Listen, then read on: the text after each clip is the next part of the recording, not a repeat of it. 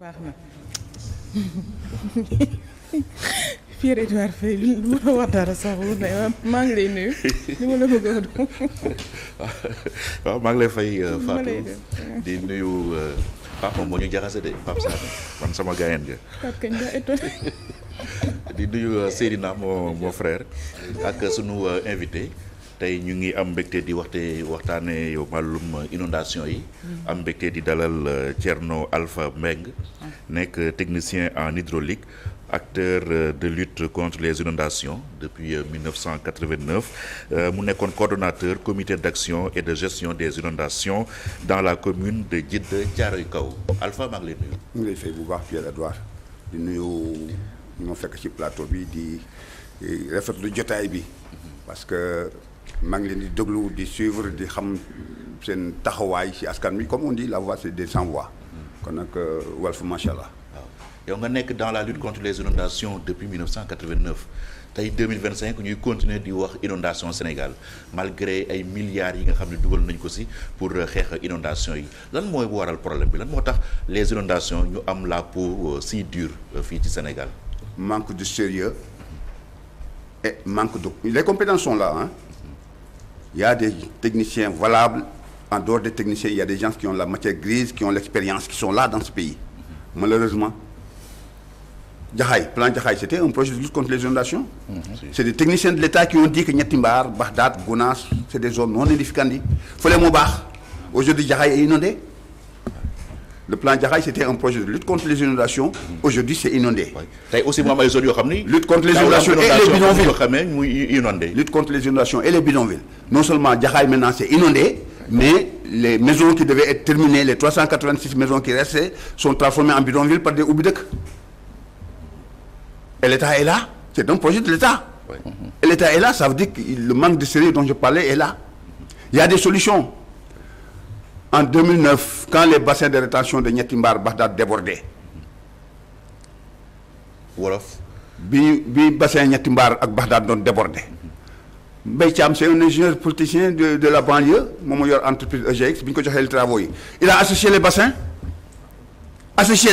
booba bassin yi da doon déborder ba boo duggee sa biir kër doo mën dem toilette ça refoulait dans les toilettes ñëpp génn coow li ne kur fi Walfadjri bii laa ñëwoon toj ci kaan yi fii ils ont associé les bassins Bakay Diop le ministre Bakay Diop à l'époque est venu là-bas avec le préfet Viviane Mbamati bi mu ñëwee mu ne ma alors comment se présente la situation mu nekk extraordinaire mu ne il faut retourner à Walfadjri dire que maintenant l'État a réglé le problème. Il y a des solutions. waaw solution dinañ si ñëw mais nañ def diagnostic bi d'abord. diagnostic bi mooy manque de sérieux bi mu wax d'abord benn. Dans ce pays il y a des gens valables qui ont de la matière grise mais qui ne sont jamais associés ou bien qui ne sont jamais responsabilisés. C'est le clientélisme politique ku la ne man maa falu samay mbokk laa jël samay xarit samay am jàmm ñu wër ma ñoom laay jox responsabilité yi. est-ce que aussi les inondations aussi font vivre.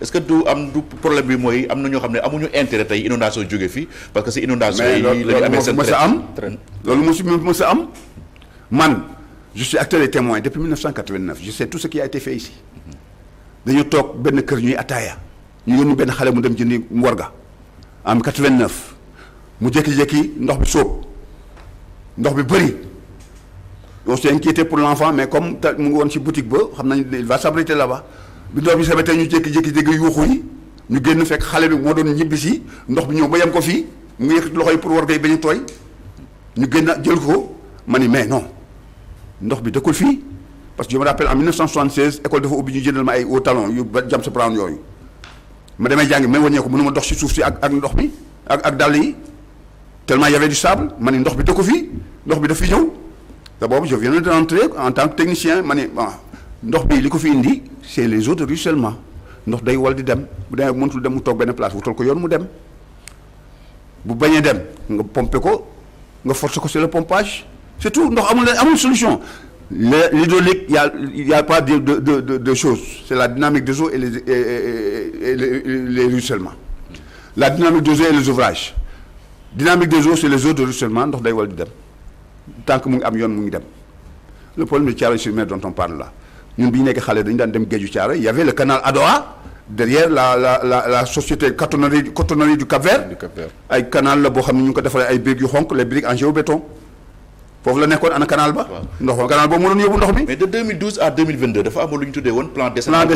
avant le plan décennal. ñu dugal si lu ëpp 700 milliards. avant le plan décennal il y a eu. finalement plan boobu bu ñu ko audité ñu xool fan la xaalis boobu dugg. avant le plan parce que 750 milliards quand même inondation yu ñu ko dugal waratul am inondation. avant le plan décennal il y a eu les 52 milliards du plan de Jaxaay. Abdoul Mbaye dégg naa ko mu ne il y a eu une relance de 71 milliards de francs CFA. Actuellement le nouveau régime au mois de décembre passé bi ñuy defee évaluation avec les bailleurs nee nañu dootuñu si dugal ñaari dërëm parce que ils ont déjà injecté 80 milliards de francs CFA dans le plan Jaxaay. Ça n'a rien à voir avec le plan décennal hein. Oui, absolument. 80 milliards de francs CFA plus 766 milliards de francs CFA. Est-ce qu'il y a déjà une évaluation des 80 milliards là ba xam pourquoi ça n'a pas marché li ñu si doon wut ndax réaliser nañu ko léegi ça n'a rien à voir encore avec les 80 milliards du projet. Le projet c'est pas le Macky hein, c'est lancé depuis 2009 avec Abdoulaye Wade. La phase de réalisation a démarré en 2012. Il y a eu 80 milliards du projet, les 80 milliards du plan Jaxaay plus les 766 milliards du plan décennal. Léegi nag est-ce qu'il y a eu des évaluations bu ñu defoon évaluation plan Jaxaay avant le plan décennal kon danañu xam rëq-rëq yi fan la nekk lan la ñu war a jubbanti ak lan la ñu war a yokk. Malheureusement ça n'a pas été fait. Il n'y a jamais eu d'évaluation du plan Jaxaay. Et pourtant le plan Jaxaay c'était un plan au sec qui a dépensé beaucoup d'argent, d'énormes efforts, d'énormes sacrifices, beaucoup de souffrances, mais il n'y a jamais eu d'évaluation. Le plan décennal fan la xaalis bi jaar. loolu la ñëpp di laaj. 766 milliards de francs CFA en 12 ans. À part les inondations de 2005, c'est en 2012 qu'il y a eu des problèmes. Si le président Macky Sall profito daal di dissoudre le Sénat ñu ne xaalis bi dañ koy jël ñu tabax xaw ma le projet Tawfekh. Tawfekh c'est la suite du plan Jaxaay. Jaxaay c'était 3000 logements en 2006-2008 et 2000 logements supplémentaires 2008-2010 pour les zones inondables. Jaxaay c'était pour les zones inondées. waaw ñu def effort rek ñu wax ko ci wolof. waaw Jaxaay pour ñi nga xam ne seen kër dafa nekkoon ci ndox mi la mooy les maisons inondées. amoon na ñaari junni kër yoo xam ne waroon nañu ko dolli si ñetti junni yi ñaari junni kër yooyu moom la Macky Sall tuddee Tawfekh sinon Tivaouane Peulh 1200 logements yi loolu moo ne waroon nekk Jaxaay 3 ñàgg 800 logements yi mu nekk Jaxaay 2 Jaxaay 4 c'était ça le problème Jaxaay ñi nekkoon si ndox mi ñoo ko moom ñu ne foofu baaxul dañu leen fa war a jël leen yóbbu leen si bâche yi waaw en attendant ñu solution léegi après ñu tabax ay kër yi ba léegi pareegul te waroon na pare depuis 2008. des na 386 millions yoo xam ne pareegut léegi Tawfekh Jaxaay la bokk mais Macky Sall moo ko tuddee moo nekkoon premier ministre bi ñu lancé plan Jaxaay. xamoon na ni amoon na programme bi xamoon na budget bi. moo tax bi mu toogee moom la jëkk réaliser les 2000 logements de Tawfekh mu tuddee ko Tawfekh Yaakaar waaw yooyu ba léegi des na 157 maisons qui sont pas terminées à Niaga sur les 800 maisons de Niaga 1200 logements de Tivaouane Peulh pare na 800 logements de Niaga yi des na 157 maisons qui sont pas terminées. seeni borom ñu ngi toog di xaar ba léegi. waaw ana xaalis ba. xaalis ba fii la ñu coow fii ni fii coow fii ñu ne les produits phytosanitaires du plan Jaxaay. fan la mujj. am nañu si tëjoon sax. les 3000 logements du plan Jaxaay c'est 19 milliards 500 millions. plus 4 écoles primaires un lycée un CM et un centre de santé le tout boo ko xayma ça revient à 23-25 milliards de francs CFA. Il y a eu 52 milliards.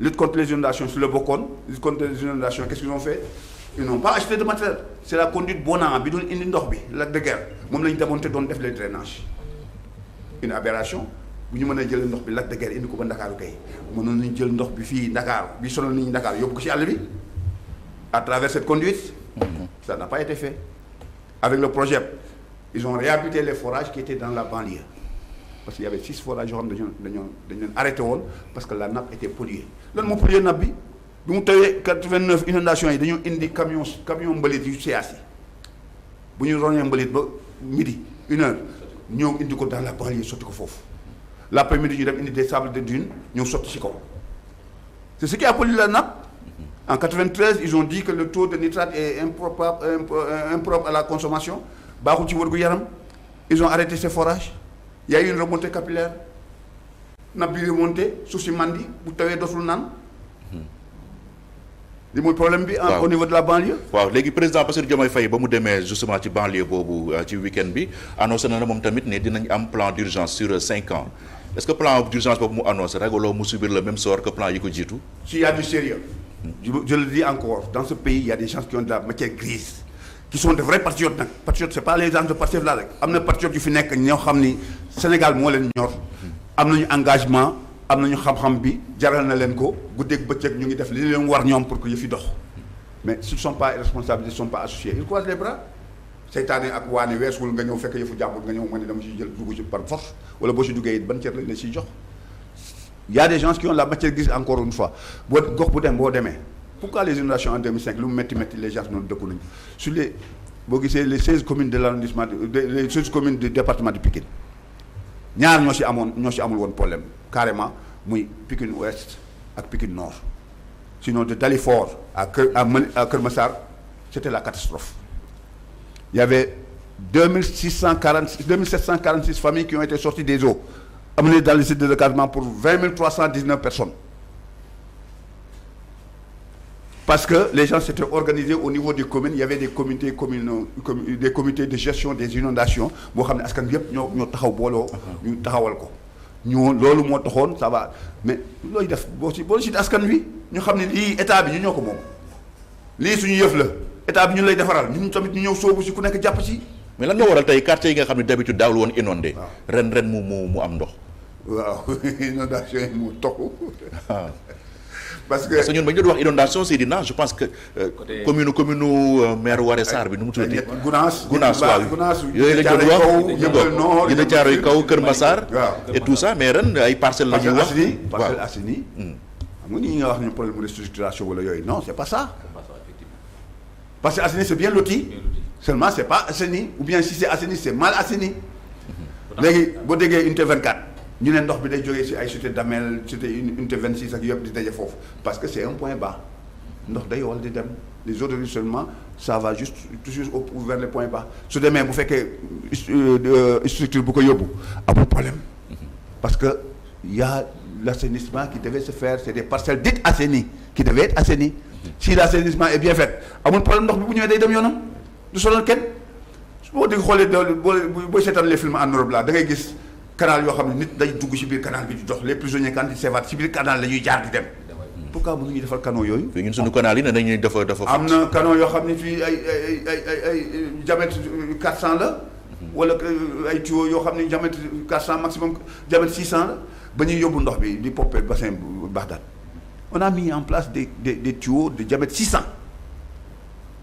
ba ñu pomper. non Anaconda ay 400 la. 400 ok diamètre 600. ba ñu pompé ndox bi mu doon sotti géej autorités yi yëpp 20 heures la ñu taal pompe yi 21 heures autorités yëpp ñu ngi ñëw géeju Géejawaay di xool ndox bi ni muy ñëwee.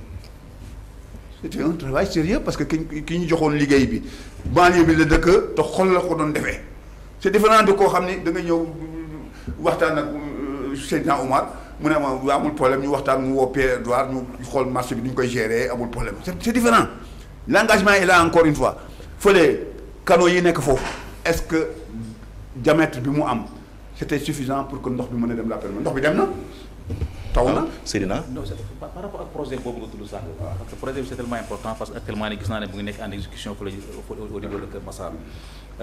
dafa am ñaari projet dafa am ñaari structures yoo xam ne ñoom ñoo fay liggéey benn bi chinois yi la ba ci des aussi mooy ay ab entreprise boo xam ne ab sénégalais moo ko moom.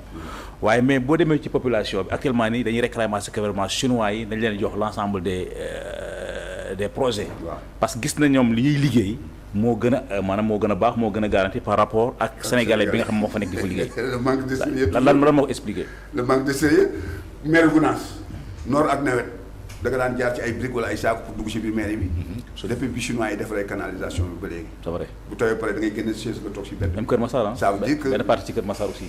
boo ko chinois yi defaree ba tey amul y a du sérieux par rapport aux entreprises sénégalaises waxuma nag waaw déedéet entreprises sénégalaises yi bon mais y a un manque de sérieux le chinois bu ñëwee fii di liggéeyam du traîner du tarder waaw mais souvent aussi ñoom ñooy sous-traiter liggéey bi da jox une entreprise chinoise liggéey bi mu am benn partie boo xam ne da koy sous-traiter à une entreprise sénégalaise waaw mais ak lu mu mën di demee daal su fekkee ne bëgg nañu liggéey bi jaar yoon liggéey bi dana jaar yoon parce que c'est l'État qui met ses moyens waaw si l'état même moo boo léegi ñu yàgg xeex si inondation yi du xuloo ak autorité nous c'était la police la gendarmerie la DIC daaw ñu noppi et je remercie au passage Semedo waaw yàgg na yàgg na si jàpp même Pape Sané mi léeg-léeg ma sonal ko envoyé ay message chaque fois qu'il invite une autorité buy wax ci affaire urbanisme le ministre de l'urbanisme ma envoyé ko message ne ko wax ko laaj ko nangam am na question pour yow waaw non moi merci doyen parce que vraiment c'est vrai qu'on échange depuis assez longtemps mais maa ngi koy soog a gis ni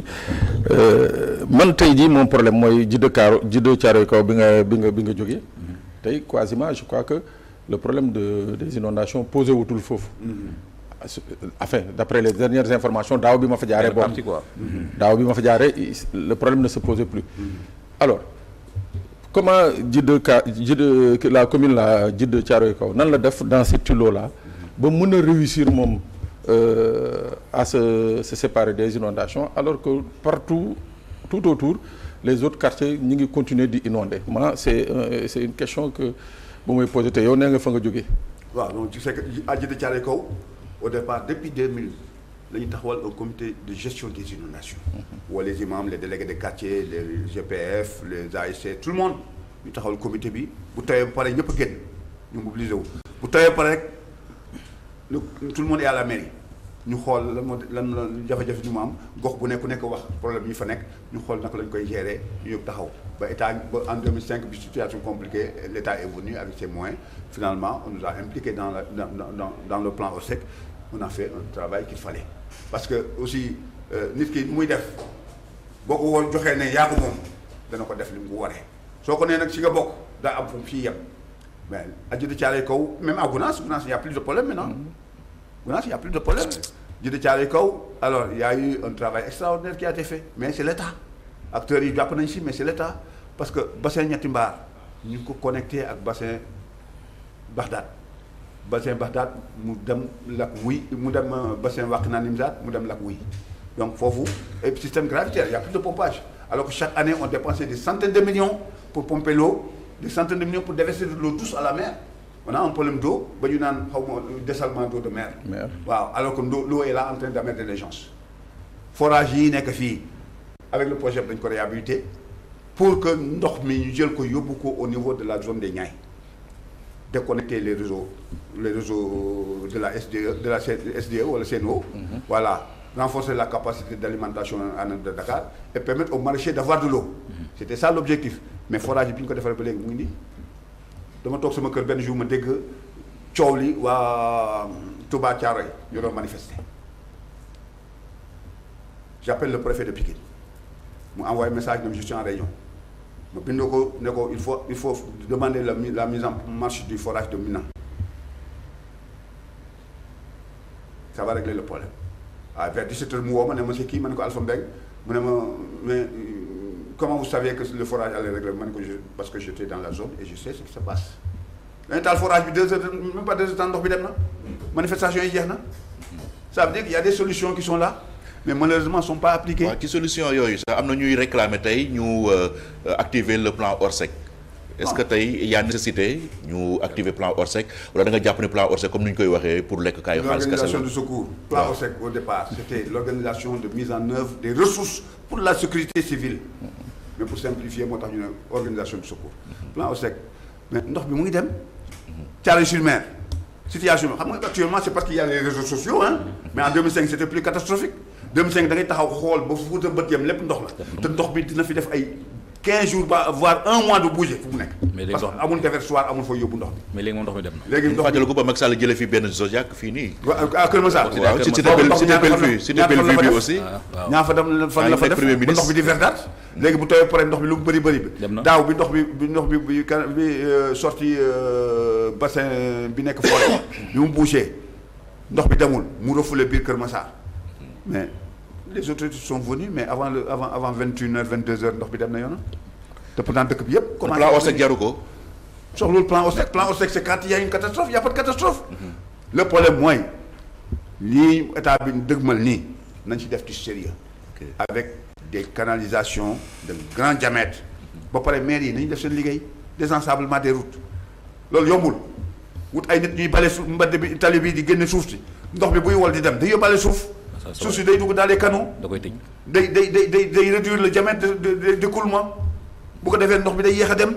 chaque fois phase hivernale bu gars yi di curé looy génne suuf rek la ñu génne ci canal yi suuf bi fan la jógee parce que maires yi ñoo deful seen liggéey chaque année dans le budget des maires yi il y a une rubrique l'entretien de la voirie mais ñoom ñu ngi jëloon yëpp yokku ci FERA doxatu waaw mais même FERA bu jëlee ay nit maire bi war na moo jël au moins une dizaine wala une quinzaine de jeunes yoo xam ne chaque jour bu ñu xëyee jël benn artère dindi suuf si ba mu set.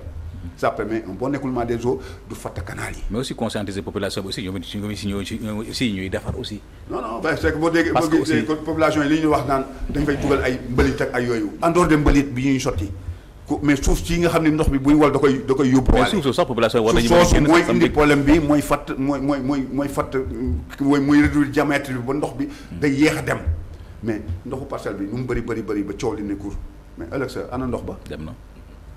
bu tawee dëggantaan bu la fekkee rond point parti socialiste wala rond point Sam booy jàll ndox bi da yóbbu day am doole dafay bëri mais parce que mu ngi dem ci yoonam am na canalisation bu mu war a jaar pour dem yoonam waaw donc bu fekkee ni état bi dafa jóg pour régler problème bi d'abord il faut qu'il y ait du sérieux une bonne planification mais jamais de planification de fii de coow ne nii rek ñuy génne daal ne plan nangam même bu ñu taxawee un plan mu nekk plan d'urgence mais nañu tojale techniciens yi ak acteurs yi ñu waxtaan ku nekk indi sa xalaat sa xam-xam sa pexe. mais avant ngaa jeexal aussi est-ce que état bu Sénégal aussi dans l'avenir mënta jël ay matukaay parce que dafa mel ni état bu Sénégal chaque jour dafay transposer ay difficultés parce que boo xoolee effectivement problème mu Djiddah Thiaroye boobu nga doon wax noonu Gounass ba mu amee daanaka gars yi créé ay ville ay dëkk yu bees fu ci mel ni Jaxaay boobu nga tudd tey mais terewul Jaxaay mu ngi taa mu ngi inondé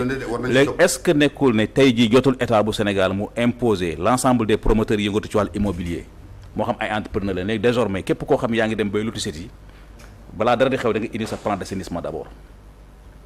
non mais bu dul promoteur yi sax état bi si boobu. état bi parce que bu ñu état SNHLM xam nga yooyu état la c'est-à-dire que plan d'assainissement d'abord avant dara di xew.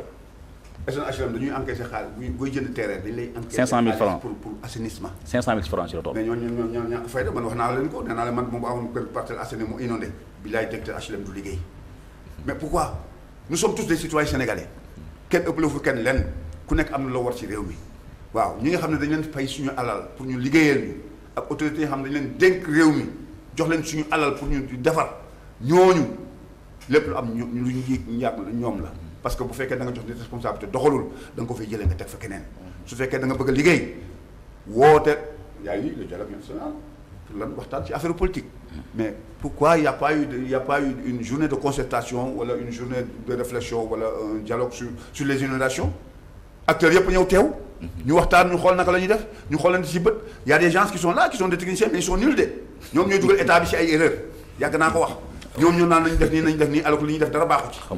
waaw waxtaan bi am na solo trop. Alpha waaw c'est passionnant waaw te actualité la xam naa intéressé na nit ñi mais ñu ngi lay gërëm bu baax. Thierno Alpha Mbengue nga nekk technicien en hydraulique di yëngu ci wàllum inondation depuis 1989 ñu ngi lay gërëm bu baax. nekk aussi le coordinateur du collectif des sinistrés ñi nga xam ne ñoom moom plan Jaxaay. Jaxaay des na 386 maisons à terminer. Tawfekh des na 157 maisons à terminer borom kër yaa ngi toog di xaar état baa ngi seetaan.